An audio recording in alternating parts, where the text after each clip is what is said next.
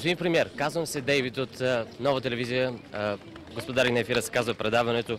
Връчваме ви тази статуетка за обещанията, че за 800 дни ще оправите държавата, което вие не направихте. Честито! Не сме обещали, че ще оправим, че ще започнем и всички заедно. И мисля, че сме на добра посока в това отношение. Честито! Оригинално. Оригинално е, да.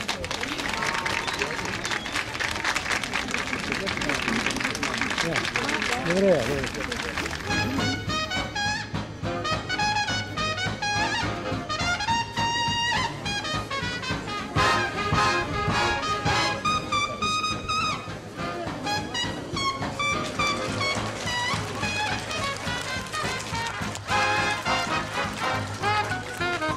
Премиерът оцени по достоинство нашата награда за голям гаф и я взе. 800 дни минаха.